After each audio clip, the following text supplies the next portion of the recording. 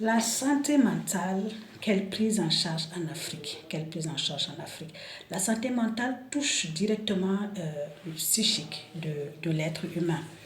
En Afrique, on a tendance à beaucoup plus s'occuper des problèmes physiques que des problèmes mentaux.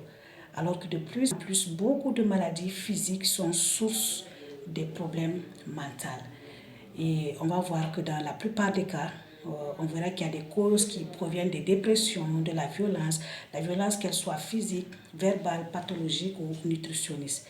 Donc, avoir un environnement agréable pour vivre est très important pour l'être humain, que ce soit dans une famille, une institution, ton lieu de travail, ton lieu où tu impactes. Il est important que ce lieu soit un environnement agréable à vivre. Sinon, ça joue sur ta santé mentale. Et de plus en plus en Afrique, on voit pas trop de dispositifs qui sont mis pour la prise en charge de ces cas-là.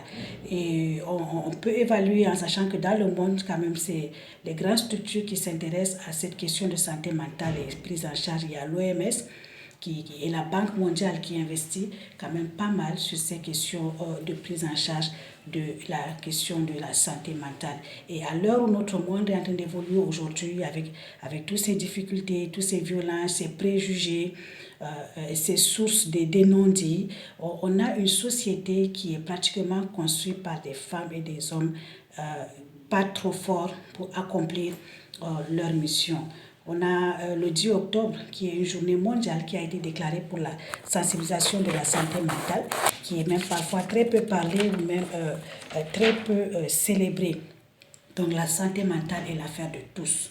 Femmes, hommes, jeunes, enfants sont tous concernés. Et les collectivités, les États, les entreprises, les associations, nous devrons de plus en plus nous intéresser à cette question de santé mentale de l'être humain. Peut-être dans certaines sociétés de la femme en particulier, parce qu'elle est souvent celle qui n'arrive pas à exprimer ses douleurs, elle entre facilement dans la dépression. Et on rencontre beaucoup de cas de folie, des personnes, des fous qu'on rencontre même dans la ville. Aujourd'hui, la plupart des cas ne sont pas seulement source de problèmes peut-être coutumières, mais c'est une question de santé qui n'a pas été prise en charge et on se retrouve dans la rue. Et une société qui n'est pas fondée avec des hommes bien portants est une société qui est en train d'évoluer dans la fragilité.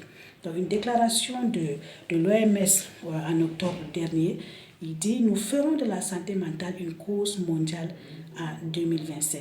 Donc la première cause de dépense de toutes ces structures qui évoluent en lien avec la santé des assurances maladie devrait reposer sur la santé mentale. Alors la santé mentale est une affaire de tous.